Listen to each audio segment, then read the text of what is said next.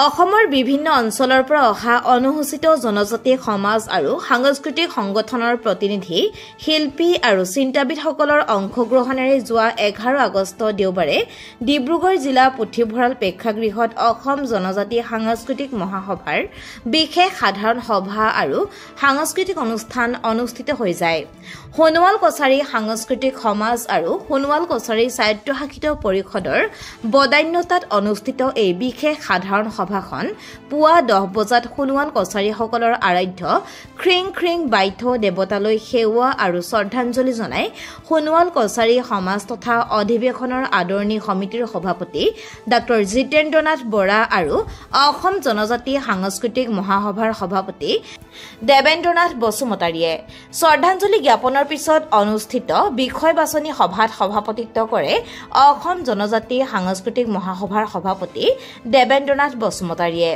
বিষয় বাছনি সভাত যোৱা 30 জুন 2024 তাৰিখে জাগিৰোডত অনুষ্ঠিত মহাসভাৰ কাৰ্যনিৰ্বাহক সমিতিৰ সভাত গৃহীত খচৰা সংবিধানখন পুনৰ বিষয় বাছনি সভাত পাছ কৰে মহাসভাৰ উপ সভাপতি ডক্টৰ পবিত্ৰ কুমাৰ পেগুৱে।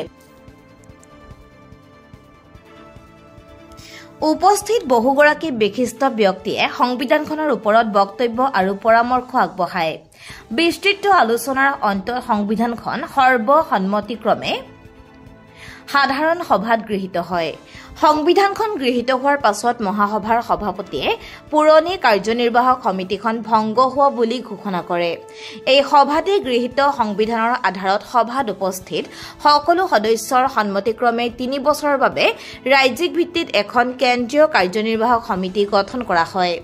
দেবেন্দ্ৰনাথ বসুমতাৰীক পুনৰ সভাপতিৰূপে নিৰ্বাচন কৰা এই সমিতিখনত ডক্টৰ পবিত্ৰ কুমাৰ পেগু কাৰ্যকৰী সভাপতি, অতুল কুমাৰ দেউৰী ভৰালী, কালীকান্ত বড়ো আৰু ৰাজকুমাৰ ৰাভাক উপ সভাপতি, সুৰুজ কুমাৰ পাটিৰিক মুখ্য সম্পাদক আৰু অসম সৌৰভ নাদিৰাম দেউৰীক অতিৰিক্ত মুখ্য সম্পাদক, জয়মতী নাৰ্জাৰী, ডক্টৰ সুৰঞ্জনা হাছনু, বসন্ত সোণোৱাল আৰু সঞ্জীৱ কুমাৰ হাজঙক সম্পাদক, ডক্টৰ তুলসী সোণোৱালক পত্ৰিকা সম্পাদক, অনিলা দৈমাৰী কোষাধ্যক্ষ, নিৰণ খাখলাৰী প্ৰমুখ্যে 14 গৰাকী সাংগঠনিক সম্পাদক আৰু সকলো অঞ্চল আৰু জনজাতি সমাজক প্ৰতিনিধিত্ব কৰিব পৰাকৈ কাৰ্যকাৰী সদস্যক লৈ কেন্দ্ৰীয় কাৰ্যনিৰ্বাহক সমিতিখন গঠন কৰা হয়। কেন্দ্ৰীয় কাৰ্যনিৰ্বাহক সমিতিক দিহা পৰামৰ্শ দি সঠিক দিশেৰে সাংস্কৃতিক মহাসভাত আগুৱাই নিয়াত সহায় কৰে চন্দ্ৰ সিং ক্ৰক মুখ্য উপদেষ্টা আৰু ডক্টৰ জিতেন্দ্ৰনাথ বৰা, পুনাৰাম মিলি প্ৰমুখ্যে বহুগৰাকী অভিজ্ঞ ব্যক্তিৰে এক উপদেষ্টা মণ্ডলী গঠন কৰা হয়। আজিৰ সভাত অহা ছেপ্টেম্বৰ মাহৰ 16 তাৰিখে অসম জনজাতি সাংস্কৃতিক মহাসভাৰ প্ৰতিষ্ঠা দিৱস উদযাপন কৰাৰ লগতে নৱগঠিত কেন্দ্ৰীয় কাৰ্যনিৰ্বাহকৰ প্ৰথমখন কাৰ্যনিৰ্বাহক সভা গুৱাহাটীত অনুষ্ঠিত হ'ব বুলি মহাসভাৰ সভাপতি দেবেন্দ্ৰনাথ বসুমতাৰীয়ে ঘোষণা কৰে। নৱগঠিত উপদেষ্টা মণ্ডলীৰ মুখ্য উপদেষ্টা চন্দ্ৰ সিং ক্ৰয়ে মহাসভাৰ পৰৱৰ্তী সভা তথা অধিৱেশন ডিফুত অনুষ্ঠিত কৰাৰ বাবে মহাসভাৰ প্ৰতি গুহাৰি জনোৱাত সভাই আনন্দৰে সন্মতি জনায়। উল্লেখনীয় যে এইবাৰ প্ৰথমবাৰৰ বাবে মহাসভাৰ বিষয় বাছনি সভা আৰম্ভ কৰা হৈছিল অসম জনজাতি সাংস্কৃতিক মহাসভাৰ বাবে ৰচিত এটি সমবেত কণ্ঠৰ গীতেৰে।